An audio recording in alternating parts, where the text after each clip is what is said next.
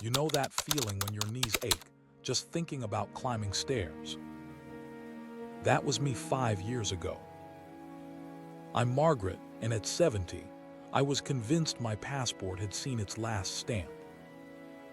My arthritis was flaring up. I was terrified of falling in unfamiliar places, and honestly, I'd started believing those little whispers that say you're too old for adventure.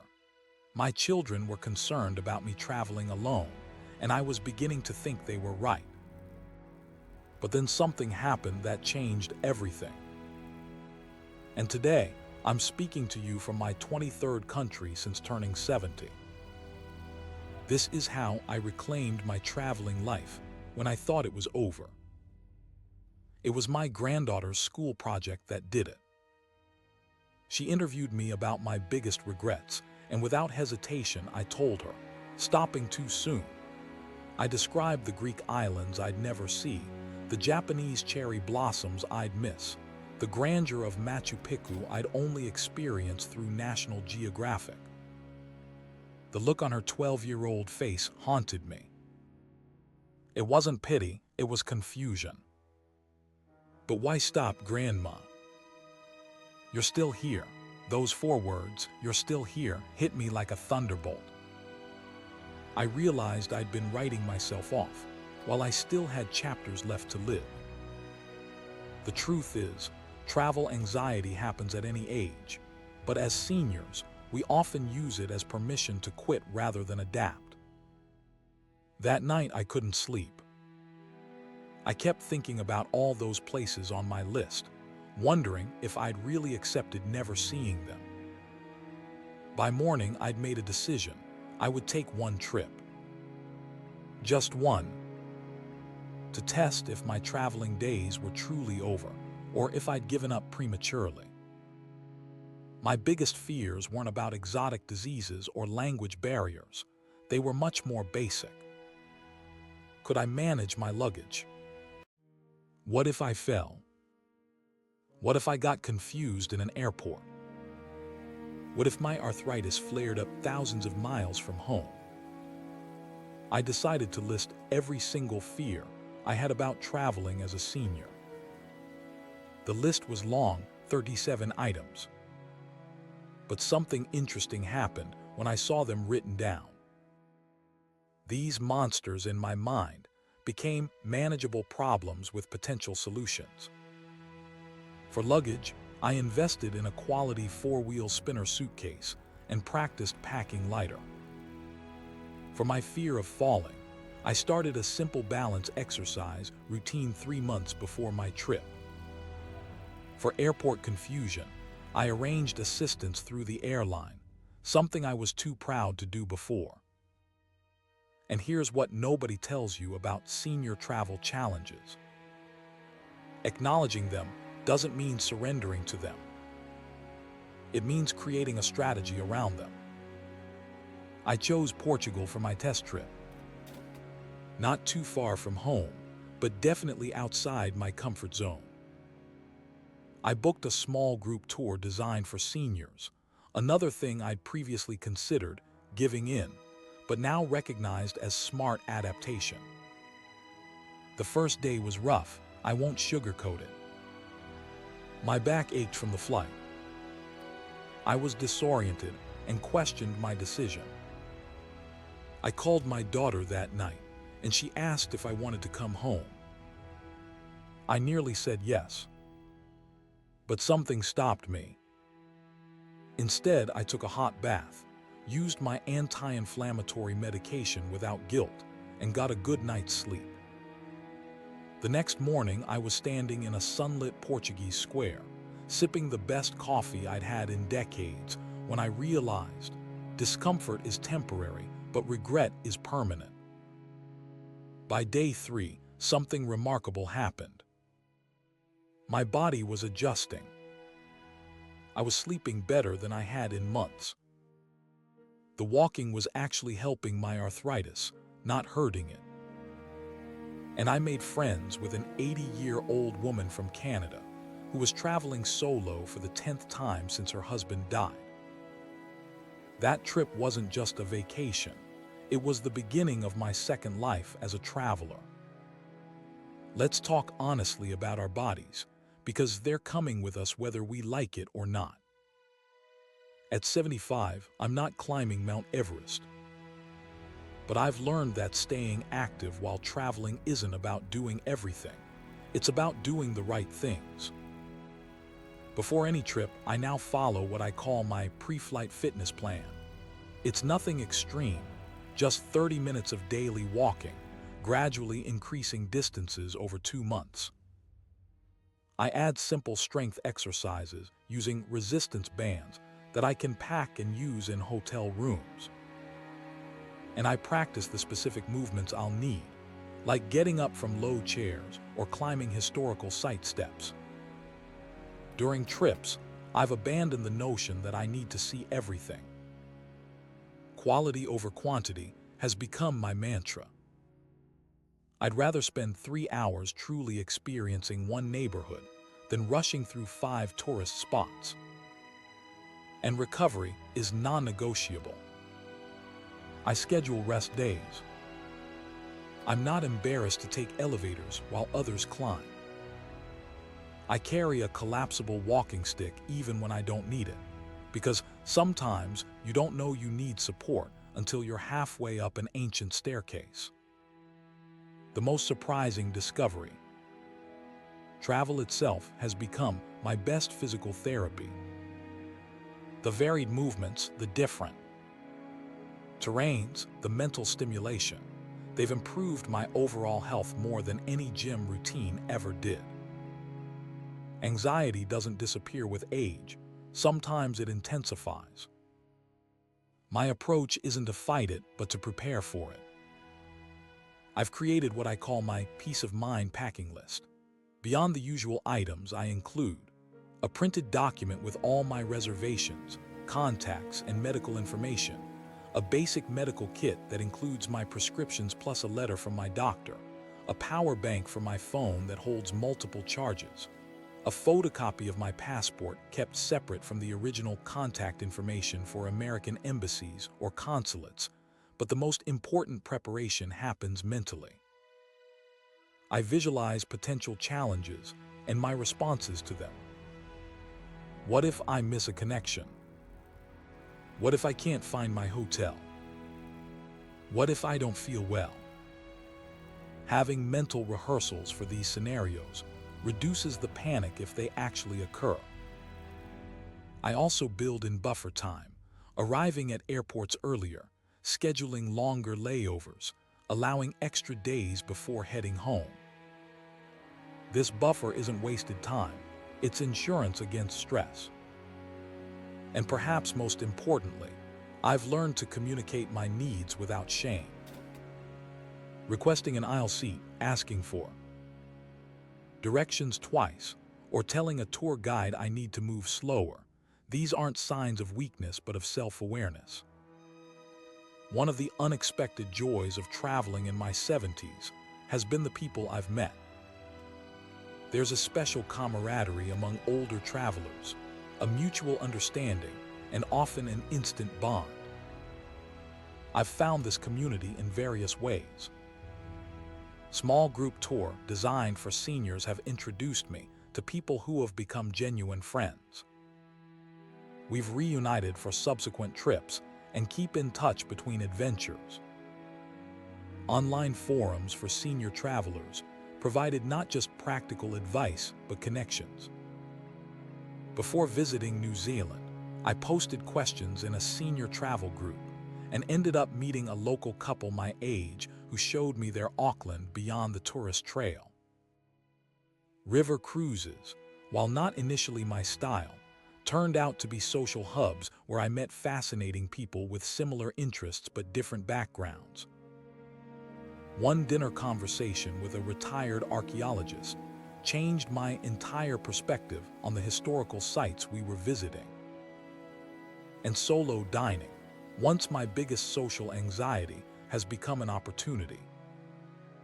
I've been invited to join tables in restaurants from Dublin to Dubrovnik simply by being open to conversation. The beautiful irony is that At a time in life when many fear isolation, travel has expanded my social circle more than any other activity. Let's address the elephant in the room: money. I'm not wealthy.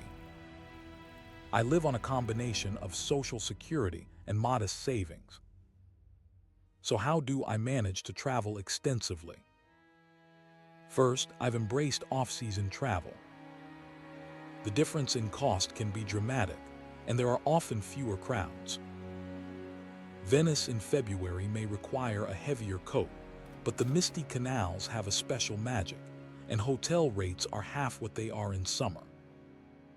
Second, I use every senior discount available without hesitation. Train passes in Europe, museum entries, even chain hotels often have unpublished discounts for travelers over 65. You just have to ask. Third, I've discovered home exchange programs specifically for seniors. I've stayed in beautiful homes in France, Australia, and Canada, while the owners occupied my house. Not only does this save on accommodation costs, but having a kitchen reduces food expenses. Fourth, I allocate my discretionary income differently now.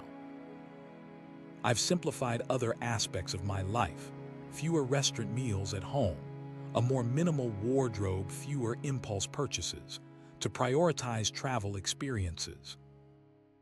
And finally, I'm strategic about using travel rewards credit cards.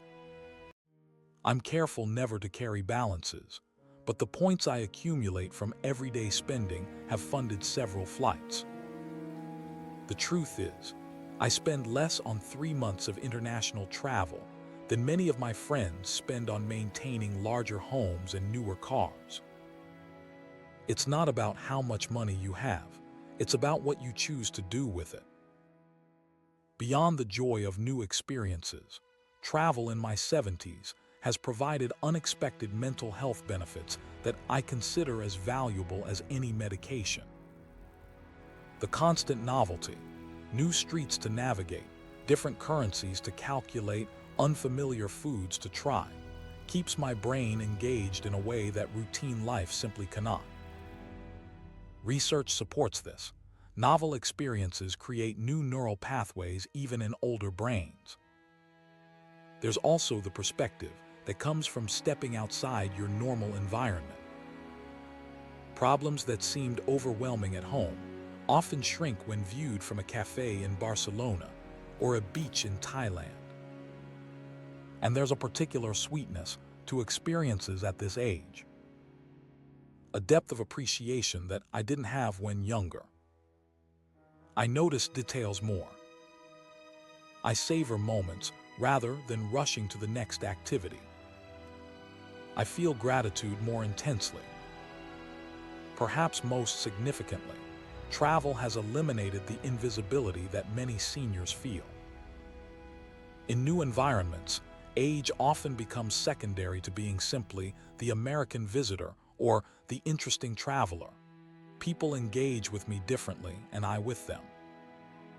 After each trip, I return home with not just souvenirs, but with renewed energy and sharpened cognitive skills. My doctor has actually commented on the difference in my test results between periods of travel and extended time at home. Health concerns are valid at any age, but they shouldn't be automatic travel stoppers. Instead, they require thoughtful management.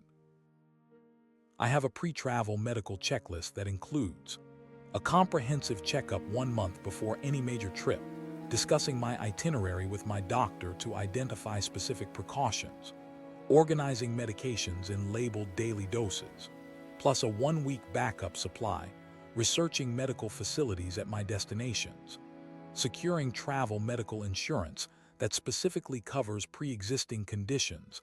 I've learned to listen to my body with respect but not fear. When my knee was bothering me in Scotland, I didn't cancel the Highland tour. I hired a private guide who could adapt the pace and terrain to my needs. I've also discovered that many destinations are more accommodating than we might expect. Major museums offer wheelchairs or mobility scooters. Many historical sites have added accessible routes. Hotels increasingly understand the needs of older travelers. And technology has been a game changer. Translation apps help me communicate symptoms if needed. Medication reminder apps ensure I don't miss doses with changing time zones. Telemedicine services allow me to consult with my home doctor if something feels wrong. The reality is that health issues can arise anywhere, at home or abroad. The difference is preparation and mindset. 2 years ago, I finally took the trip I'd dreamed of for decades, but had convinced myself was impossible at my age. 3 weeks in Japan during cherry blossom season. This wasn't a senior tour or a cruise.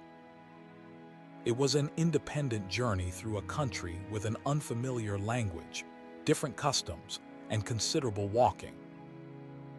It represented everything I once thought beyond my reach. The planning took 6 months. I researched accessible accommodations, learned basic Japanese phrases, and studied the rail system extensively. I connected with a Japanese senior citizens group online who offered local advice.